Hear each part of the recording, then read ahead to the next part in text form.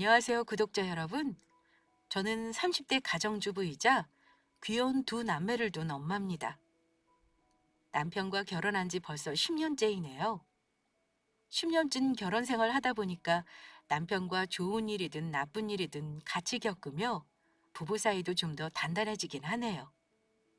남편과의 사이는 좋은 편이지만 저는 둘째 낳았을 무렵부터 지금까지 2년째 시어머니와 절연하고 살고 있어요. 남편 역시 자기 엄마이지만 얼굴 보고 살기 싫다고 하는 상황이고요. 하지만 시아버지와는 왕래하면서 지내고 있습니다. 이게 어찌 가능하냐면 시부모님이 이혼하셨기 때문입니다. 두 분의 이혼 사연이기도 하지만 제가 심오와 절연했던 기가 막힌 이야기이기도 해서 이렇게 좋은 기회로 사연을 보내게 되었습니다. 솔직히 말해 어디 가서 말하기도 창피한 사연이긴 합니다. 얼마 전 추석에 있었던 일인데요. 결혼한 이후 생전 저에게 연락을 안 하시던 시어머니가 저에게 전화를 하셨더라고요. 저는 시어머니가 우리를 오래 안 보고 살아서 손주도 보고 싶고 얼굴 보고 살자는 말을 하려고 연락하신 줄 알았는데요. 뜻밖의 말을 하시더라고요. 어머니, 어쩐 일이세요? 연락을 다 하시고요. 혹시 얼굴 보자고 전화하신 거면 우리 현사 아빠한테 먼저 연락하셔야 할 것 같은데요. 예. 내가 이제껏 안 보고 살다가 얼굴 보자고 전화했겠니? 급한 사정이 생겨서 돈이 좀 필요한데 연락할 사람이 너밖에 없는 걸 어쩌겠니? 혹시 돈 좀 있으면 네 신랑한테 말하지 말고 지금 바로 돈 100만 원만 보내다오. 내가 생기는 대로 바로 갚으마. 네? 어머니, 저 돈 관리 남편이어서 그런 여윳돈은 없어요. 죄송하지만 그 부탁은 못 들어드리겠네요. 살림하는 주부가 돈 100만 원 여유가 없다는 말이 나더러 믿으라는 거야? 그냥 주기 싫으면 싫다고 해라. 너도 이 시집안 남자들하고 어쩜 똑같구나. 같은 여자라서 내 어려운 사정 알면 도와줄 거라 여겼다만 너도 나를 우습게 하는구나. 연락 끊고 산다고 해서 내가 네 시어머니가 아닐 수 없는 거야. 두 말 안 할 테니 돈 붙여라. 내가 갚는다잖아. 시어머니 말을 못 믿겠다는 거니? 시어머니는 근 2년 만에 전화하셔서는 돈을 내놓으라며 강짜를 부리셨습니다. 돈 100만 원이 수중에 없어서 아들도 아닌 며느리에게 전화해 내놓으라는 것도 참 어이없는 상황이었죠. 사실 어머니의 생활이 짐작이 가긴 했습니다. 워낙 돈만 쓰고 편하게 사신 분이라 그 나이에 어디 남의 밑에서 일하며 돈 버는 게 쉽지만은 않았을 테니까요. 하지만 한번 이 요구를 들어주고 나면 계속 반복될 것 같은 느낌이 딱 들더라고요. 제 선에서 감당할 일은 아닌 것 같아 끝까지 거절하고 전화를 끊었습니다. 시어머니는 그날 이후 종종 문자나 전화로 자기 필요한 게 있을 때 전화를 하셔서 요구를 하십니다만 제가 아예 차단해 버렸습니다. 만약 앞으로 도저히 제 선에서 감당 안 되는 요구를 하신다면 그때는 남편에게 잘라달라고 말할 생각입니다. 어쨌든 남편이 저보다 자기 친어머니에 대한 증오가 더 커서 제가 말도 못 꺼낼 상황이기도 하고요. 말씀드렸지만 불과 2년 전에는 우리 시댁이 이렇게 풍비박산난 가정은 아니었습니다. 저랑 남편에 대해 간단히 말씀드리자면요. 우리는 동갑내기 부부로 조금 이른 나이인 27에 결혼했습니다. 과만 다른 대학 동창이고 대학 시절부터 연애했고 결혼도 정말 축복받으면서 했어요. 남편은 대기업 연구원이고 저는 잠시 직장 생활을 하다가 결혼 후 아이를 낳고 전업으로 지내고 있습니다. 저는 남편 직장 근처인 판교에 신혼 때부터 쭉 살고 있는데요. 전세로 시작했지만 지금은 어엿하게 내 집 마련도 했답니다. 친정도 같은 동네라 아이 키우면서 많은 도움을 받기도 했습니다. 남편 본가는 안성이고 아버지는 그곳에서 대농이라 할 만큼 크게 농사를 지으십니다. 요즘 농사 짓는다고 하면 예전에 밭 갈고 모 심는 농사를 떠올리시면 안 됩니다. 아버지는 스마트 농장이라고 최신 기술을 접목해 계절에 따라 여러 가지 작물을 재배하십니다. 한마디로 능력 있는 분이세요. 남편은 차남인데 위로 3살 많은 형이 있습니다. 큰 아주버님은 결혼해서 시댁 근처에 살며 아버지 일을 물려받기 위해 같이 일하십니다. 경제적으로 풍족하지만 단점이 있다면 일이 너무 고되기도 하고 바쁘셔서 자식들 공부하는데 뒷받침만 해주셨지 가정에는 그리 신경을 못 쓰셨다는 겁니다. 시부모님 2분이 일찍 결혼을 하신 편이라 굉장히 젊으셨어요. 시어머니가 겨우 50대 중반이셨으니까요. 그런데 시아버지가 늘 농장 일 때문에 바쁘셨던 거에 반해 시어머니는 시아버지 일을 같이 돕지 않으시고 혼자 늘 개인 생활을 하시는 분이었습니다. 보통 다른 농가를 보면 부부가 같이 서로 큰 힘이 되어주기 마련인데 우리 시댁은 늘 아버지 혼자 고군분투하셨어요. 남편 말로는 예전부터 아버지가 농가 일을 같이 돕는 문제로 시어머니와 많이 다투셨는데 결국은 어머니가 이기셨다고 해요. 자식들 둘 장가 보내고 나서 어머니 마음대로 살라고 포기하셨다고 합니다. 어머니는 원래 서울 연희동이 친정이시래요. 그 시절에 무슨 옷 만드는 회사에서 일하실 정도로 세련된 분이셨다는데 그런 분이 시골로 시집 와서 아버지와 사는 방식이 안 맞아 참 많이도 부딪히셨다고 들었습니다. 저는 혹여 시어머니가 시집살이를 호되게 당하신 건가 궁금하기도 했었는데요. 직접 들은 건 아니지만 남편 말로는 친할머니가 엄마에게 싫은 소리 하는 걸 한 번도 못 봤다고 하네요. 우리 엄마? 내가 정확히 기억하는데 우리 할머니 밥상 차려드린 거 정말 손에 꼽을걸? 새벽에 아빠 일 나가실 때 늘 할머니가 챙겨주셨고 나 고등학교 때까지 아침밥은 늘 할머니가 차려주셨는걸? 그래도 우리 할머니는 엄마한테 싫은 소리 한 번 안 하신 분이야. 그래? 그래도 당신이 본 거랑 어머니가 느끼신 건 또 다를 수 있으니 어머니 말도 들어봐야 아는 거겠지. 어머니도 뭔가 힘드신 이유가 있으니까 가족들한테 섞이지 못하고 겉도신 거 아닐까? 글쎄, 나는 우리 엄마가 맨날 한숨 쉬면서 아빠 때문에 시골 구석에 처박혀 산다고 한탄하시던 게 자주 떠올라. 나도 그때는 엄마가 무슨 말하는지 잘 몰랐거든. 뭐 어쨌든 2분 사이 문제긴 하지. 우리 엄마지만 참 끼가 많은 분이긴 했어. 어머니와 절연한 이후에도 남편 기억 속 시어머니 얘기를 듣다 보면 참 보통의 엄마상은 아니었다는 건 알겠더라고요. 어쨌든 이 정도로만 말씀드려도 우리 시어머니는 자식이나 남편보다 자기 삶이 중요하신 분이라는 거 아시겠죠? 저랑 남편 결혼할 때 남편과 저는 모은 돈이 많지 않았는데요. 너무 감사하게도 우리 친정 부모님과 시아버지가 반반씩 보태주셔서 전셋집을 어렵지 않게 마련했습니다.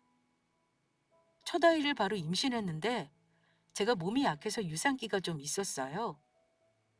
남편이 저랑 애가 일보다 더 중요하다며 일을 그만두게 하는 바람에 자의반 타의반으로 전업주부이자 전업맘으로 살게 되었습니다. 저희 시어머니는 결혼 초부터 우리 부부 신혼집에 종종 오셨어요.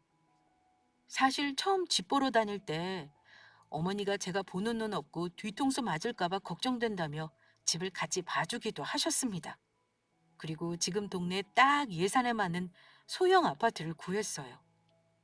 지은 지 얼마 안 된 아파트인데다 대단지이고 동네 인프라가 워낙 좋다 보니 참 살기 좋은 곳이었어요. 그런데 어쩐지 어머니가 저보다 이곳을 마음에 들어 하시며 너무 살고 싶어 하는 느낌을 받았습니다. 어머, 얘! 아파트가 참 좋긴 좋구나. 나는 언제 이런 집에 한번 살아본다니.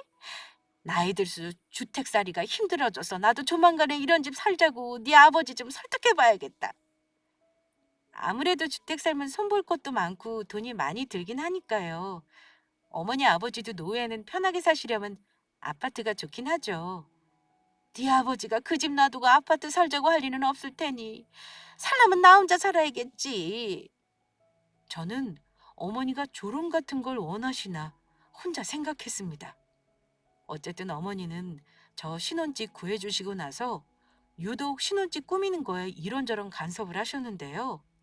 특히나 강요하신 게 하나 있었습니다. 다른 건 네 마음대로 해도 상관없다만 손님 방은 꼭 해놔라.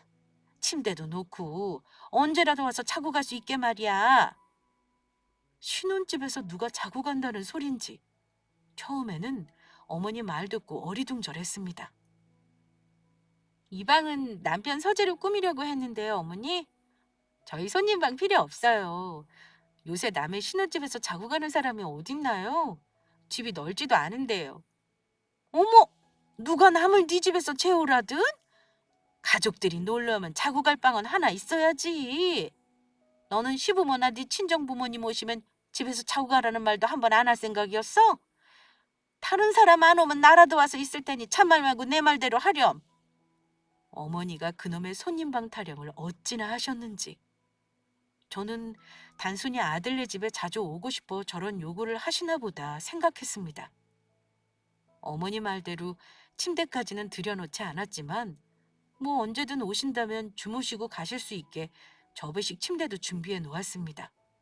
그런데 어머니가 저에게 스트레스를 주는 존재가 된 건 제가 아이를 낳고부터였습니다. 처음에는 친정엄마와 번갈아 저 몸조리 해주시고 아이도 봐주신다는 이유로 저희 집에 오셨어요. 그러더니만 어느 순간 한 달 정도 머물 짐을 싸서 아이의 방 하나에 짐을 풀고 사신 적도 있습니다. 나중에는 친정엄마가 발붙이기 어려울 정도로 아예 그놈의 손님방을 점령하시고는 저희 집에서 생활을 하셨는데요. 말로는 아이 봐주고 제 식사 챙겨주신다고 하지만 어머니는 집에 계신 시간보다 나가서 개인 볼일 보는 시간이 더 많으셨습니다. 언제 등록하셨는지 어느새 단지 내 아파트 헬스장에 등록도 해놓으시고 아침에는 운동을 하러 가셨어요. 그리고 집에 오셔서 단장을 하시고 또 어디론가 나가셨고요. 대체 우리 집에 저 도와주러 오신 건지 아니면 본인이 편하게 살려고 오신 건지 모르겠더라고요. 나중에는 친정엄마도 저에게 슬쩍 이러시더라고요. 선영아, 네 시모 말이야. 대체 자꾸 너희 집에 와서 지내려고 하신다니? 이제 3, 7일도 지났으니까 가시라고 해. 너 힘들면 엄마가 가까이 사는데 왔다 갔다 봐주면 되잖아. 내가 너희 시어머니 입맛에 맞는 반찬까지 신경 쓰려니 아주 힘들어 죽을 지경이다. 이제 한 달 다 돼가니까 괜찮다고 말씀드릴게. 사실은 엄마, 나도 어머니랑 같이 있는 게 더 불편해. 우리 아기 봐주고 나 도와주러 오신 게 아니라 본인 편하게 살려고 오신 것 같아. 남편한테 얘기해 볼게. 친정엄마도 며칠 같이 있다 보면 싸울 일이 생기는데 시어머니와 같이 몇 날 며칠을 지낸다고 생각해 보세요. 그것도 시어머니는 우리 집에 와서 저 도와주신 거 없고 친정엄마 일만 보태셨습니다. 아예 한쪽 방에다가 자기 화장대까지 들여놓으시고 생활하시는 거 보고 설마 이대로 어머니가 우리랑 같이 살겠다는 말하시는 건 아닌가 하고 얼마나 불안했는지 모릅니다. 그런데 그때는 다행히 시아버지가 손주 보러 오셨다가 어머니를 집에 데려가셨어요. 남편에게 어머니 가시게 하라고 말하려고 했는데 아버지가 그래 주시니 저는 손 안 대고 코 푼 것처럼 마음이 편하더라고요. 시어머니는 아버지가 가자고 하니 마지못해 짐을 꾸려 가셨지만 제가 봐도 너무나 가기 싫어하는 눈치셨습니다. 당신은 아무리 며느리 몸조리 도와준다고 하지만 나 제대로 밥 챙겨 먹는지는 하나도 신경이 안 쓰여? 이제 그만 집으로 와. 당신이 이러고 있으면 새아가도 불편하고 사돈댁도 불편한 거야. 보아하니 당신이 뭐 딱히 도움도 안 됐을 것 같은데. 오늘 나 당신 데리고 가려고 겸사겸사 온 거니까 짐 싸도록 해. 그놈의 팍팍! 당신은 손이 없어요, 발이 없어요. 나도 내 생을 하고 싶은데 집에 가면 또 나 부려먹기만 할 거 아니에요. 애 100일 때까지 있다고 가려고 했구만. 저는 시어머니 말 들으면서 등골이 오싹했습니다. 애 100일 때까지 있다가 가실 생각이셨다니요. 저는 금시초문이었거든요. 어허, 이 사람. 며느리 산후조리가 아니라 몸을 더 망가뜨릴 작정이구만. 잔말 말고 오늘은 집에 갈 테니 그런 줄 알아. 며느리가 시모랑 있으면 얼마나 불편한지 정말 몰라서 이래? 이 사람 참. 시어머니는 그때까지만 해도 시아버지를 이기는 분이 아니셨습니다. 가기 싫다는 이유가 우리 집에 한 달을 지내면서 아주 제 집처럼 편하게 사시고 동네 주민들과도 벌써 운동 모임을 만드셨다길래 내심 시모의 대단한 친화력에 놀라긴 했습니다. 그렇게 시아버지에게 이끌려 가시고 나서 시어머니는 자주 오시지는 못하셨습니다. 아무래도 시댁과 아주 가까운 거리는 아니니까요. 그런데 간혹 어머니는 연락도 없이 우리 집에 주말을 껴서 오실 때가 있었습니다. 우리 동네에 무슨 볼일이 있는지는 모르겠지만 모르긴 해도 한 달에 한두 번은 꼭 오셨어요. 그런데 오실 때마다 저에게 꼭 거짓말을 한 가지 시키신 게 있습니다. 얘 지우 엄마, 내가 오늘 이 동네에서 모임이 있어서 온 거거든? 근데 네 시아버지한테는 손주 봐주러 간다고 하고 왔어. 많이 늦을지도 모르니 나 들어오는 거 기다리지 말고 혹시나 안 들어와도 걱정 말어라. 혹시나 네 시아버지가 전화하면 적당히 둘러대 줄 수 있겠니? 모임 있다는 말 하지 말고 네 친정엄마랑 찜질방 갔다고 말해줘. 네 시아버지 성격 알지? 내가 모임이 있어서 여기 왔다는 거 알면 노발대발할 사람이라 그래. 센스 있는 며느리한테 부탁 좀 하자. 어머니가 오셔서 그런 부탁을 하시면 여지없이 시아버지에게 전화가 걸려왔습니다. 그리고 시어머니는 아예 연락두절이 되셨고요. 아가, 오늘 네 시엄마가 손주 보러 가겠다고 갔는데 왜 이리 통화가 안 되는 거니? 혹시 지금 너랑 같이 있는가 해서 연락했어? 어머 아버님, 저기 어머니가 아까 나가셨어요. 지금 찜질방에 가신 것 같은데 아마 그래서 통화가 안 되시나 봐요. 제가 어머니랑 연락되면 전화 드리라고 할게요. 걱정 마세요, 아버님. 어쨌든 오늘 거기 간 건 맞지? 그럼 됐다. 내가 나중에 다시 연락해보마. 저는 어머니가 시킨 거짓말을 차마 할 수가 없었습니다. 어머니가 대체 왜 저러시는지 이해 불가였지만 우리 집에 오시겠다는 시어머니에게 오지 말라고 할 수도 없는 노릇이라 여러 번 이런 일들이 반복되곤 했습니다.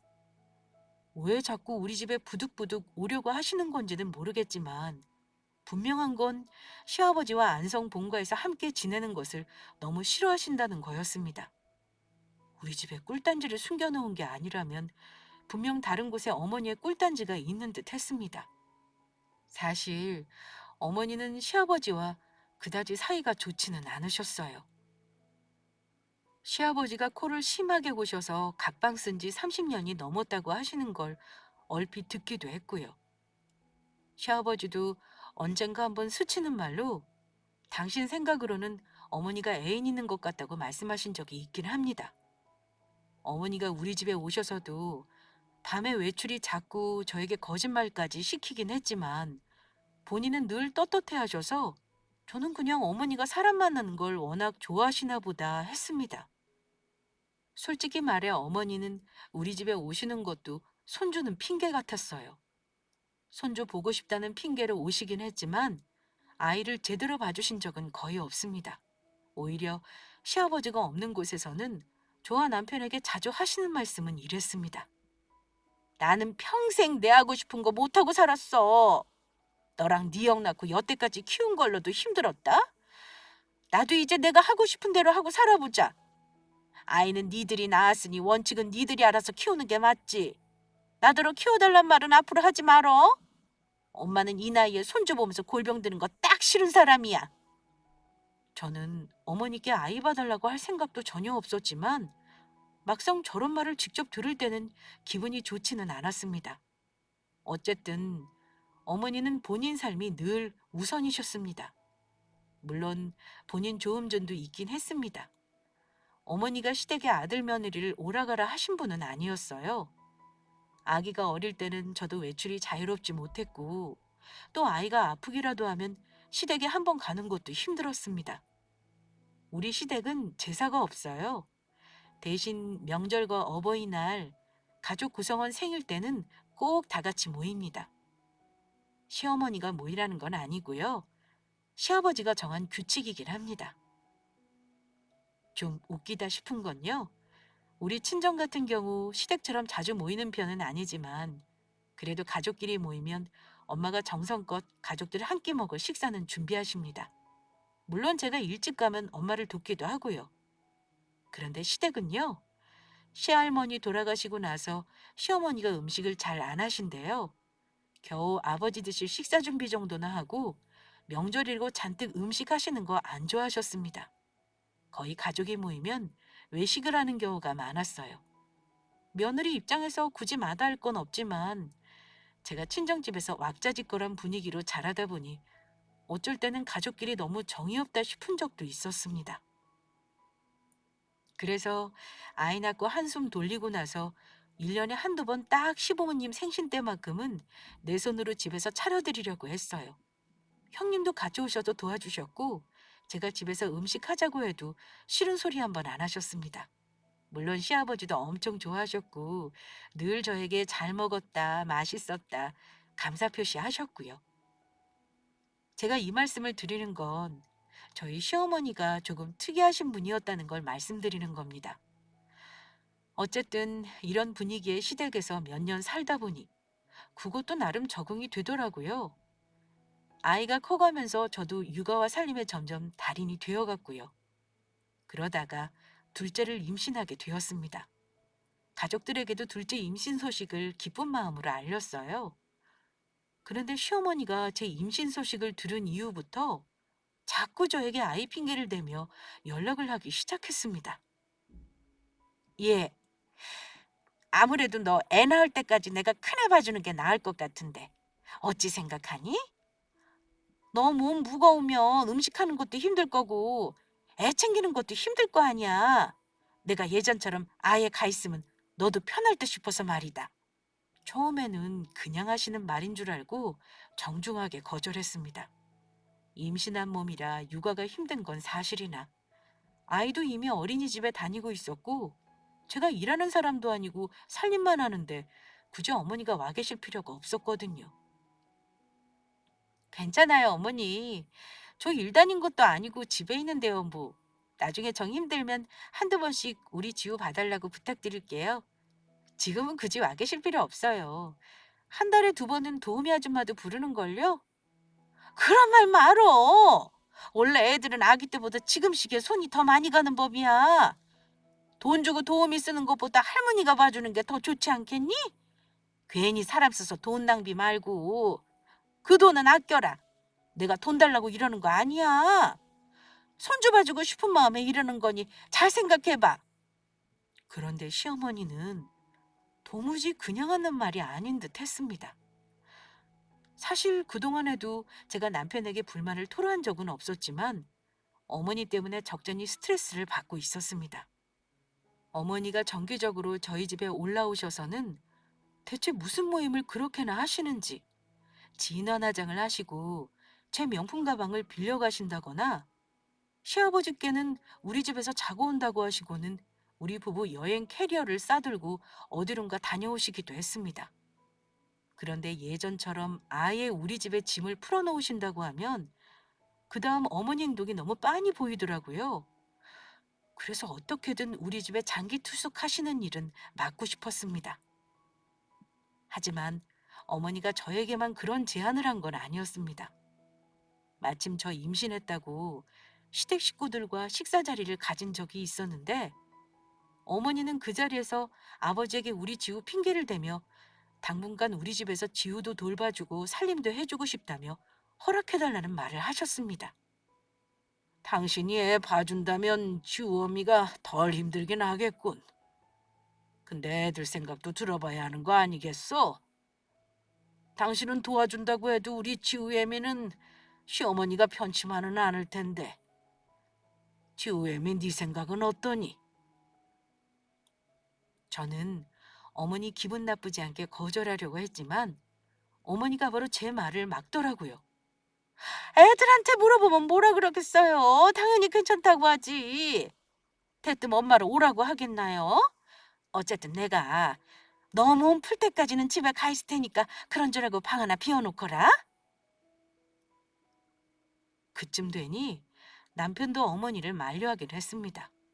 엄마, 굳이 엄마가 와서 도와주지 않으셔도 우리 힘으로 충분해요. 이제까지 이 사람 알아서 잘했는데 둘째가 잤다고 다를 거 없다고요. 저희 생활 방해받기 싫으니까 우리 집에 와게 시켰다는 말 하지 마세요. 여보, 애들이 싫다고 하는데 당신이 너무 고집 부리는 거 아니야? 나중에 애들이 도와달라고 하면 그때 생각해 봅시다. 그날 어머니가 우리 집 오시겠다는 거 겨우 말리고 이 일은 일단락 되는 줄만 알았습니다. 정확히 한 달 후 어머니가 막무가내로 우리 집에 본인 짐을 택배로 붙이기 전까지는요. 택배로 어머니 짐이 먼저 와서 얼마나 놀랐는지 몰라요. 깜짝 놀라 전화했더니만 어머니가 이러시더군요. 예! 내 짐 도착했지. 나 이번 주 안으로 너희 집으로 갈 거니까 안방 비워놔라. 생각해보니까 내가 지우 데리고 자라면 큰 방이 낫겠다 싶어. 화장실도 자주 가니까 안방에서 지내는 게 좋겠다. 길게 있겠다는 거 아니야. 딱 너 몸 풀 때까지만 있으마. 이때는 저도 좋은 말이 나오지 않더라고요. 어머니, 상의도 없이 갑자기 이러시는 법이 어딨어요. 굳이 애 봐주실 필요 없는데 왜 오시겠다는 건데요? 게다가 안방을 비워놓으라니요. 솔직히 저 너무 당황스럽네요. 말했잖아. 너는 시어머니 도움을 대놓고 싫다고 거부할 테냐? 다른 며느리는 봐달라고 돈도 갖다 바친다잖아. 내가 니들한테 알량한 돈 요구하는 것도 아니고 공짜로 봐준다는데 거절하는 이유가 뭐니? 시어미가 그렇게나 싫은 게냐? 막무가내인 어머니와는 도무지 말이 통하지 않았습니다. 놀란 저는 당장 남편에게 상황을 알렸어요. 남편은 그날 퇴근하자마자 저에게 사과하고 어머니와 한참 전화 통화를 하는 듯 했습니다. 어머니, 우리가 싫다는데 왜 자꾸 집에 와 계시겠다는 거예요? 어머니가 여기 와 계시면 형수가 아버지 식사도 챙겨야 하고 모든 사람이 힘든 거 모르세요? 아, 글쎄 우리 지우는 우리가 알아서 케어한다니까요. 한참을 어머니와 신랑이 하던 남편이 한숨을 푹푹 쉬고 전화를 끊더군요. 우리 엄마 대체 무슨 꿍꿍이인지를 모르겠네. 내가 아무리 싫다고 해도 막무가내셔. 아들 키워놔봤자 소용없다는 말도 안 되는 소리나 하시고. 당신한테 내가 할 말이 없다. 아우, 됐어, 지우 아빠. 그만큼 했으면 됐지 뭐. 어머니도 우리가 알아듣게 말씀드렸더니 아마 더 이상은 고집 안 부리실 거야. 뭐 어쩌겠어. 굳이 같이 지내시겠다고 하면 딱 나 몸 풀 때까지만 계시라고 해야지 뭐. 만약 엄마가 고집 안 꺾으시면 이번이 정말 마지막이라고 단단히 말씀드릴게. 아마 어머니도 마냥 아버지 싫어서 오시는 건 아닐 거야. 그래도 손주본 할머니잖아. 조금은 도와주시겠지. 남편 말에 저는 그냥 허탈하게 웃고 말았습니다. 이미 저는 어느 정도 마음을 내려놓았어요.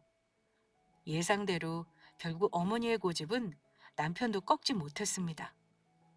어머니는 우리 집에 오신다는 날 오전에 정확히 집에 도착해서 초인종을 누르셨어요. 시어머니와 사이 안 좋은 다른 며느리 얘기 들어보면 문전박대하는 경우도 있고 어머니에게 대놓고 가라고 하기도 한다는데 저는 그러지는 못하겠더라고요. 오신 분을 쫓아내버리는 강단은 제게 없었습니다. 남편도 제가 싫다고 하니 미안해서 어머니에게 뭐라고 하는 거지만 자기 엄마 아들의 집에 이미 와 계시는 걸 어찌 쫓아내겠습니까? 예, 내 방 비워놨지? 안방으로 가면 되니? 너무 당연한 듯 안방으로 가시는 어머니에게 제가 그랬습니다. 어머니, 죄송하지만 안방은 비우기 힘들어요. 제가 배불러 오는데 지우가 저 없으면 못 자서 큰 침대가 있어야 하거든요. 어머니는 작은 방에서 지내도록 하세요. 아참, 저 몸 풀 때까지만 계시는 거 맞죠? 저 도와주시고 우리 지우 봐주신다고 하신 거니까 저 그럼 어머니 믿고 오늘부터 다 내려놓을까 봐요. 예전에 작은 방 쓰는 거 은근 불편했는데. 뭐 알았다. 애 가진 네가 불편하다니 별 수 있겠니? 근데 내가 내일부터 바로 약속이 줄줄이 잡혀서 말이다. 아침에 지우 등원은 도와주겠지만 다른 건 어려울 듯 싶구나? 오자마자 약속을 줄줄이 잡았다는 말에 결국 어머니가 이번에도 우리 지우와 나를 위해 온 것이 아니라는 걸 눈치챘습니다. 뭐 놀랍지도 않았어요. 어머니는 늘 그러셨으니까요. 어머니는 아버지 허락받고 오신 게 마음이 편하셨던지 그날부터 고삐 풀린 망아지처럼 바쁘게 지내셨습니다. 종종 아버지에게서 연락이 와서 어머니와 통화가 어렵다며 말씀하신 적이 있는데요. 저는 굳이 어머니가 시킨 거짓말을 하지는 않았습니다. 어머니는 정말 당신 말대로 아침에 일어나 지우 어린이집 등원을 시켜주시고는 집에 들러 간단히 식사를 하고 본인 생활에 바쁘셨습니다. 친정엄마가 나중에 시어머니가 와 계신 사정 얘기를 듣고 얼마나 난감해 하셨는지 몰라요. 당장 우리 집에 오셔서 시어머니께 따지신다는 걸 제가 간신히 말렸습니다. 그렇게 임신 초기와 중기가 무사히 지나고 산딸을 2달 남겨놓은 어느 날이었습니다.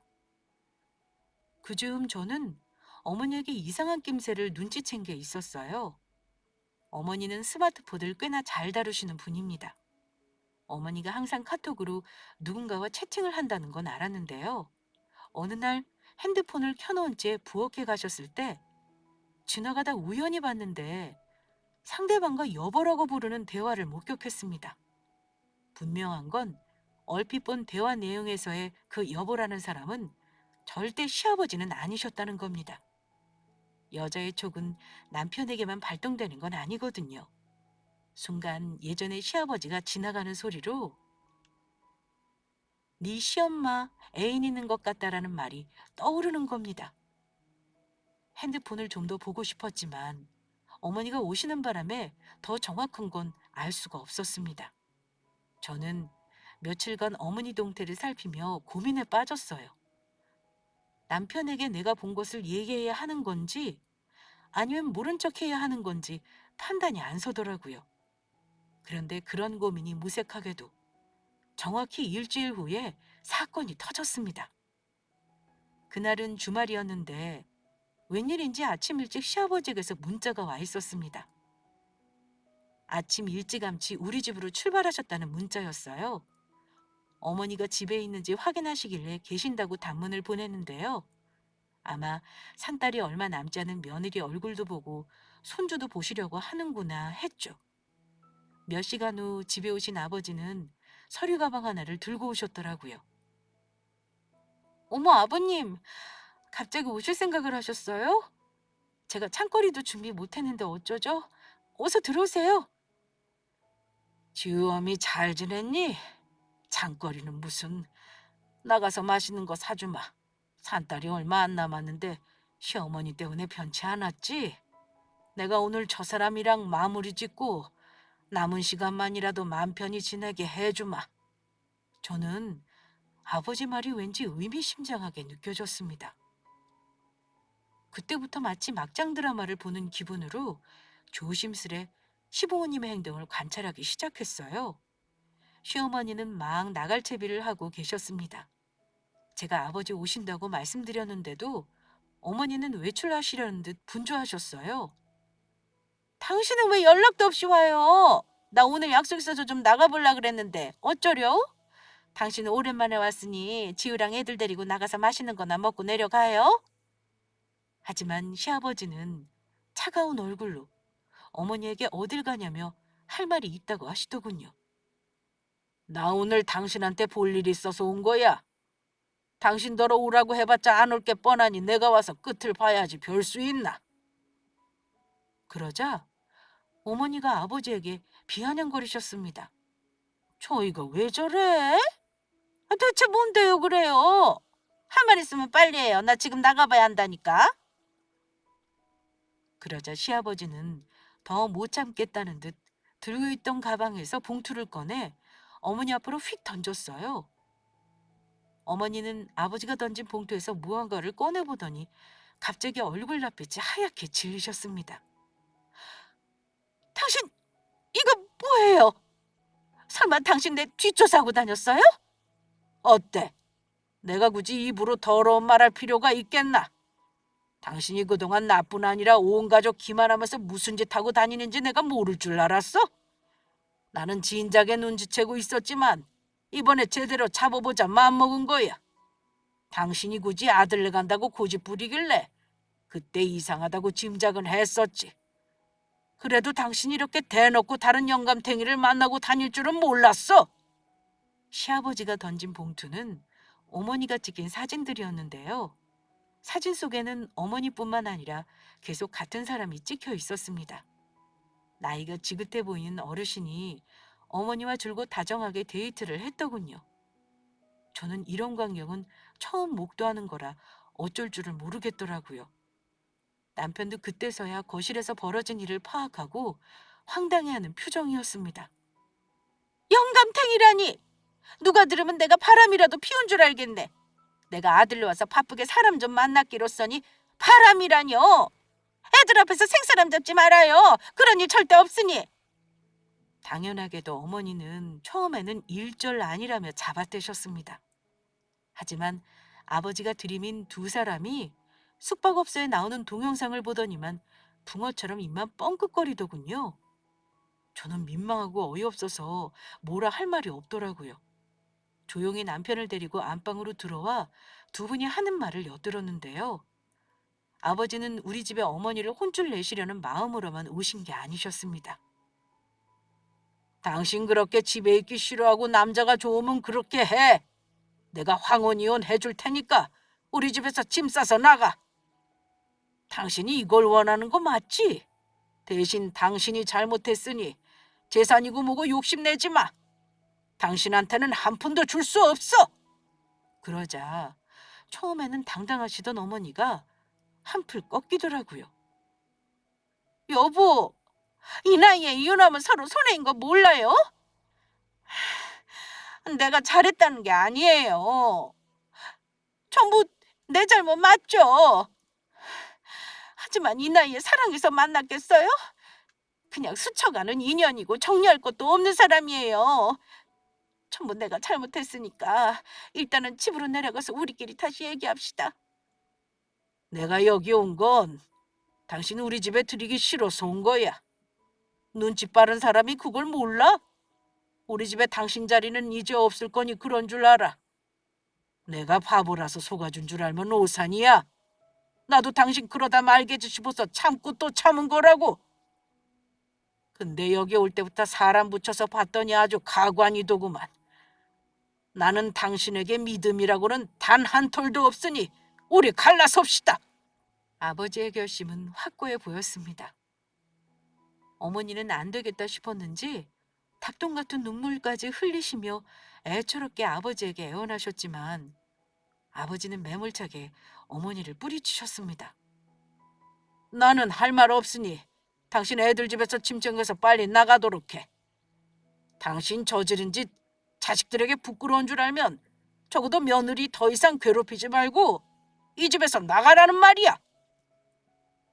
두 분은 한참 동안 실랑이를 하셨고 두 분 언쟁은 점점 심해지셨습니다. 그러더니만 아버지가 격분하시면서 어머니 가방을 현관 쪽으로 내던지셨는데요. 어머니는 신발도 제대로 신지 못한 채 다급하게 우리 집에서 쫓기듯 나가셨습니다. 시아버지는 우리 부부에게 어머니 나머지 짐을 본가로 붙이라고 하고는 집에서 나가셨습니다. 가장 어이없어 하는 건 남편이었습니다.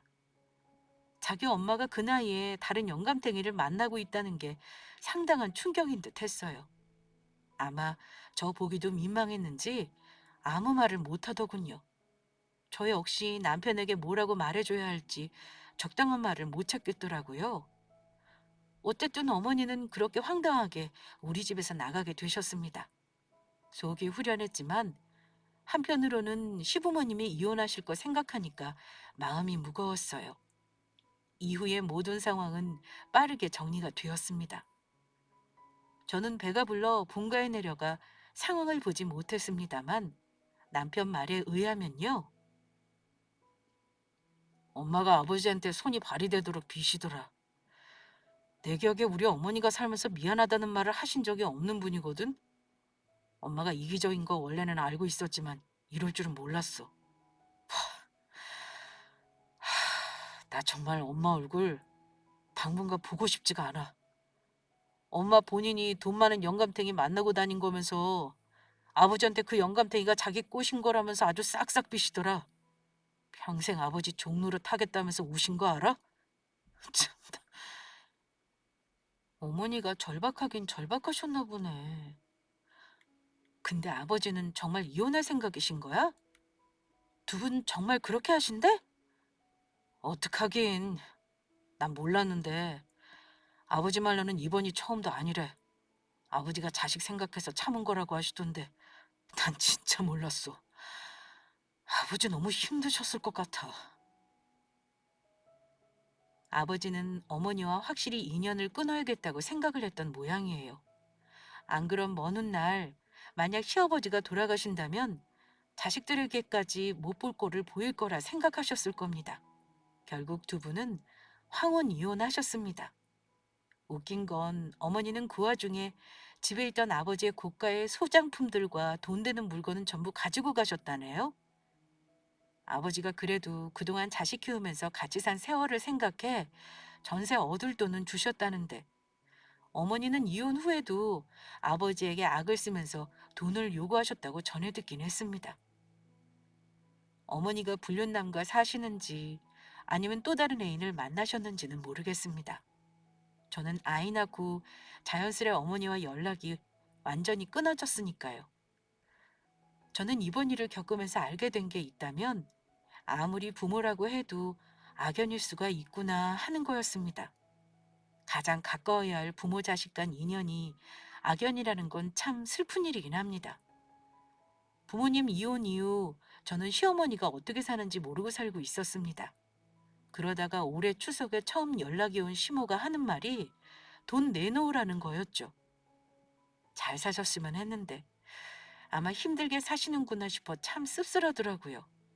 남편에게 얘기하니까 이젠 죽은 사람이라고 생각하고 싶다고 체념한 듯 말하며 절대 돈을 붙이지 말라고 했습니다.